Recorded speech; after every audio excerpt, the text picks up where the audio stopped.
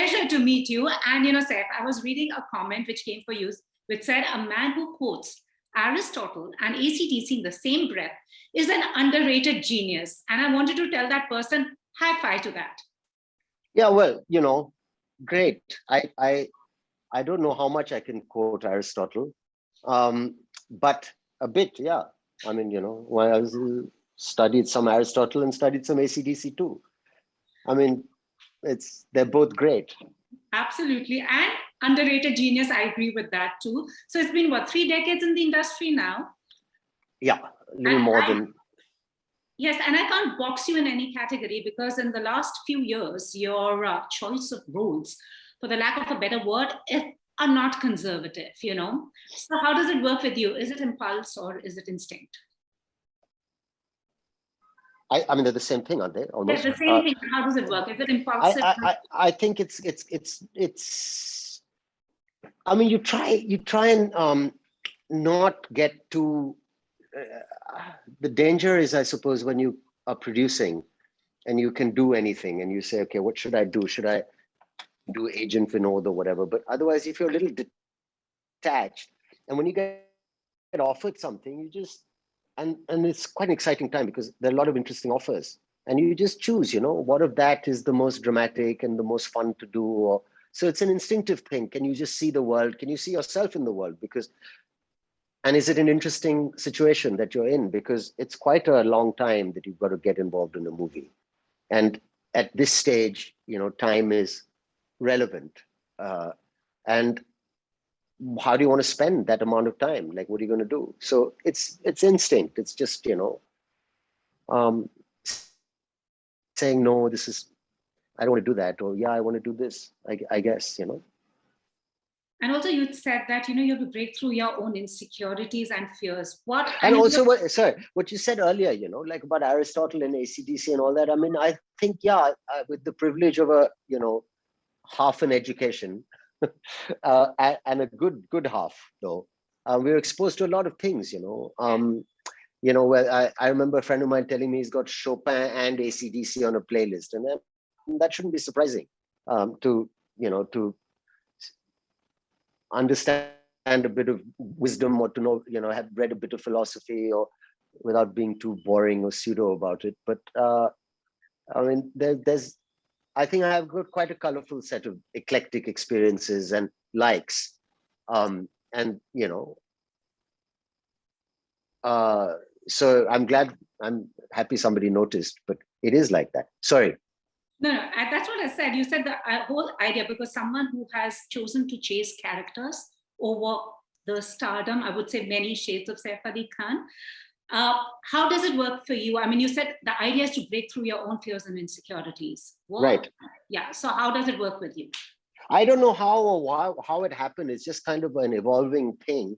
And maybe there was a time, you know, where, and I think it has changed. I don't know. But I don't want to give in to the kind of vanity that I might have felt tempted to do earlier.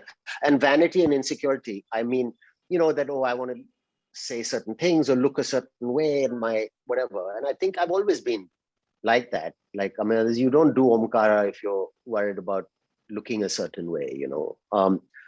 So it's kind of, you play the character, and the idea is to disappear into the character and to find out what that guy is, and do various things, and then put all your energy into kind of finding out what makes that dramatic and how can we have lots of fun. So I think if I'm getting offered a variety, then also I can commit more because I'm not worried about getting typecast into a certain zone, and insecurities don't come in anymore because, you know, later on, you know, you can be a good guy and then you're a bad guy. I'm not even sure where I should look in this. Should I be looking at you or at the camera?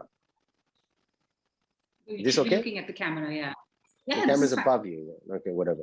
Yeah. Okay, so does that answer the question? Absolutely. And now coming to Bhoot Police, I mean, you have been the scene stealer. What is it about you and ghosts? And I mean, this is our own Ghostbusters, zombies, and now boots.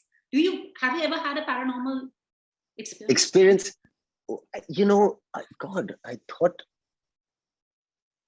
No, Jesus. No, I don't think so. I don't think I've ever had we've tried to call spirits and stuff before, and There's been some spooky rooms I've stayed in. But no, I don't really believe in the paranormal, but I love reading about it. And I find it's a very interesting genre.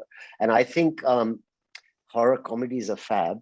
Of course, you've got to try and find a way of making it original because so many of our things are looking similar now.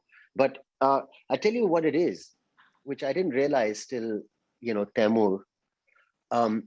Like if you have your little family under a razai or something and you're watching even on TV, something a little scary, not too scary, it can be quite a family kind of entertainer bonding experience, which was really enjoyable.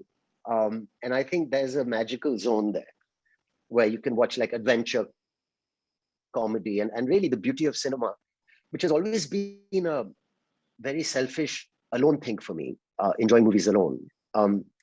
With having a small kid at home kind of really showed me what it could mean to families also. So it kind of opened my eyes in a way. Bhoot Police, yeah, I mean, the zombie thing was a very niche kind of idea that was, I thought, very funny, very funny. So slacker comedy meets, the zombie thing, which has always been a little B movie, independent type small film. I mean, I didn't get paid for that film, which is pretty much how it got made. So that was that. But Bhoot Police is much more commercial, just a really nice script that I really liked because it was also funny. And it was also about, something, this belief, non-belief, and the idea that, somebody's got a fake ghost. And actually there's a real ghost as well. Was an interesting script for me. I thought it was something that sorry? No, sorry. I'm sorry, interrupted you. No, something that'd be fun to do. I just thought, say that again, please. Your comic timing is impeccable. Well, gosh, I don't know. I keep hearing that, and I don't know what I said a story once. Mr. Yash Chopra told me in my first movie, which he directed. He said, you've got good timing. A lot of work you need on a lot of things, but you've got good timing. So I guess that's something that I've always had. Definitely. And also with Bhoot Police, we are awaiting a sequel. Also, it's been #1 on the OTT platform and it's had a digital release. I don't want to get into the theater versus OTT debate at all. But do you feel going forward, it has managed to upend the star system, the whole box office numbers? I don't know. We should talk about OTT and films unless it's become boring, but they're different, Like I think if you do something, you should do it for a fixed audience in mind, like an OTT film. Like this was not meant to be for OTT. Just luckily we had a platform and everyone made money, and I think it's been a successful thing. But it was meant to be in theaters. Like it's more collectively. It's a collective experience, to have something that scares you or something that makes you laugh is best viewed in a theater, I think. Can be infectious, both those emotions. Has it upended the star system? Has it, I guess in a way, depends. I mean, Sacred Games had a lot of people that were great in it that were not technically leading men stars, I mean, it's done really well for so many people. So it's different. It's different. I mean, I've never really thought about this question. I'm not very good at answering some questions immediately without having thought about them. But I would say, for me, I look at OTT really as an extension of your stardom. And it's like you can get more in depth about the roles you're playing and what you're doing. And for someone who is an actor who's doing, and movies should be for the big screen, if you watch them, I mean, they should be shot a certain way and they should have a certain idea. What are you trying to do? You're trying to create a collective experience for people sitting there eating popcorn. So you design your shots in a certain way. And, the whole movie is made for that platform. Whereas this platform is slightly different. And you can have more, whether like that scene in Sacred Games when Kubra is like half naked and, you know, she's half man, or I don't know, you know, you see her private parts. And I've never seen anything like that in any cinema in any world. So it was so impressive. But I wouldn't say it's a very theater experience, that, you know. So like that. So I don't know if it's upended a system, but it's created a platform for people to come to work on, which is incredible. And it's giving a lot of, you know, it's like the IPL to cricket, maybe, in a way. I don't know. But the whole, no, that's maybe wrong. But the whole idea, I mean, in the sense that it's given people a lot more work. And yeah, I don't know. I've forgotten what it is. There's so much I can say about it. I mean, you know, the web and whatever. But you were one of the first few stars who decided to go the digital way, did a web series. See, sorry, that's the point. I mean, Netflix is, it's a very strong production. Like, they spend on the hardware that makes that system run, you know? Like, you can get a Netflix signal when you can't get other signals. There's a reason when that circle goes dung and that N comes on. I mean, they are revolutionaries. People have always thought that the small screen is less exciting than the big screen, and they changed that. Yeah. That is an incredible feat, that they'll put more money into a film with Al Pacino and Robert De Niro, which you can't see in the theaters, but it's there, you know. So entertainment has changed, and it's up to the people to capitalize on that. Yeah. Sorry. No, I got that. And also, do you think actors are going to be a lot more conscious about what they choose to play? Like, as I said, you chased characters over playing that, you know, I should just be the center to, you know, in the film, in the narrative, and everyone else follows me around. Do you think that's going to change now? I mean, I don't know. I feel that I'm enjoying doing that. And for me, the interest in a movie is to find how to make that character. And I am just beginning to understand how to make it interesting. So I'm very involved with that. And I want to, when I was a kid, I used to watch Al Pacino. I still revere him. And I used to wonder why he's not being more heroic, you know. But he always subverted that instinct to kind of be the star and chose the acting route more. And I think I finally understand why. I think it's just to be more genuine or to be different. But it's tempting to pose. It's tempting to look good and to walk the ramp when you're on screen. But I think, you know, you got to control. I try and control my personal insecurities at that time and just play the role. I can't speak for anyone else. I don't know. No. But it's something I would like to avoid doing, you know, using it as an opportunity to be vain, you know. You should be walking and talking like the guy you're playing. I totally get that. And I wanted to ask you, what do you think of the mainstreaming of cancel culture, which seems to be stifling, but I think it's just become a way of life, because anything you say or anything you do, you just could be canceled. And also, as actors, do you think it's going to like kind of come in the way of you deciding to play a certain part? What if someone disagrees or not? Oh yeah, definitely. I mean, we're definitely not. It's frightening, and let's see what happens. I mean, but yeah, it is. It's not like, okay, let's be as expressive as we can, or that, you know, you can share any opinions. I mean, it's very clear that just because we speak English does not mean that anything goes. You know, we're not, when it's not like New York or like London, just because we speak the same language.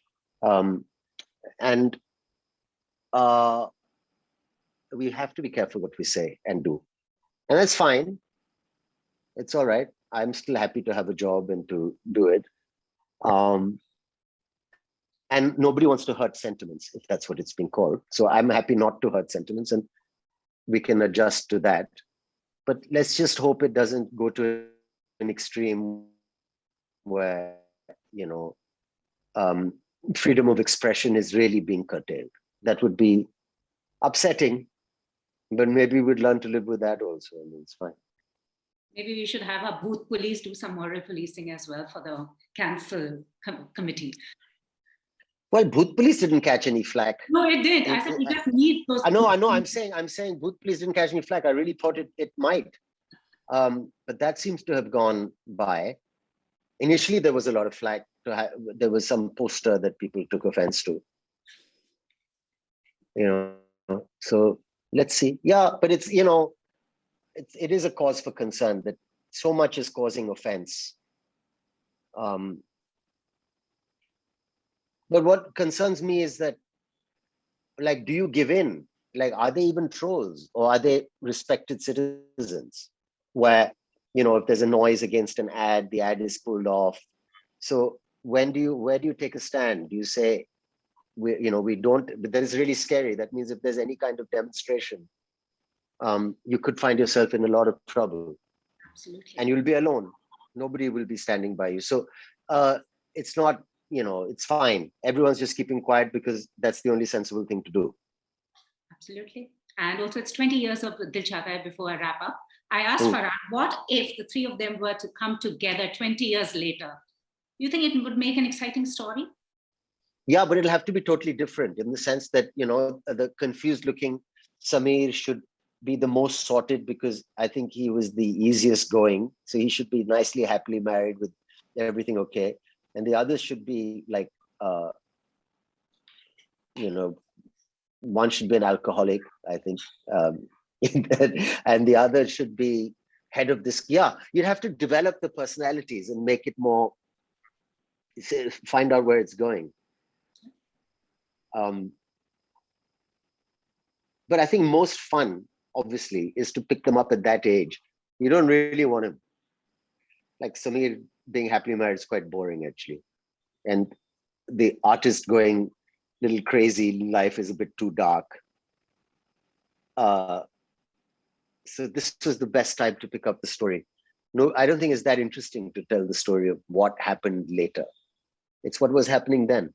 True, I agree. And talking about Dil Chahta 20 years, Saif, is there something that you would want to tell your 20-year-old self today? Today, if you were to see him? Well, I'd tell him that, absolutely don't worry. Everything is going to be smelling of roses.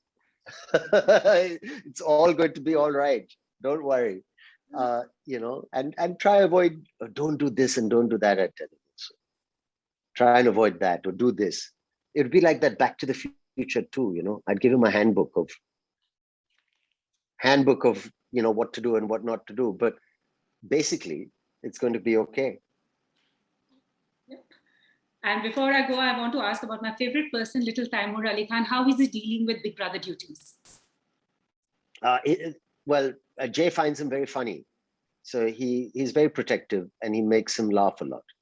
Oh. Yeah. I must say, he is the one who's managed to handle the paps really well. And he really has more swag than anyone else in the family. I'm not wrong in saying. Yeah, well, great. I hope he makes something of it. Thank you so much. And before you go, could you recommend 3 books that you've read during this lockdown and you feel all of us should just head to the bookstore and pick them up from the shop? I like reading ghost stories at night. So I'm reading Ruskin Bond's Ghost Stories of the Raj, which are not bad. A lot of great atmosphere. And any M.R. James ghost stories are amazing. I would strongly recommend that. And as a book, Umberto Eco's The Island of the Day Before, which is also an amazing book. So, awesome. Yeah. Anyways, many congratulations for Bhoot Police. Looking forward to Bhoot Police too. Do we have an insight what happens next? Oh, no, we have no idea. We have to sit down and discuss. But I think a child-friendly action adventure in the supernatural space is a really wonderful way. I mean, Indiana Jones and all that kind of thing is a potential that's very, very exciting. So we haven't met, all of us. We'll have to meet and get onto the same page. Looking forward to that. Yeah. Thank you so much. Thank you. Thank you. Such a pleasure speaking to you as always. Thank you. All right. Bye-bye. Bye.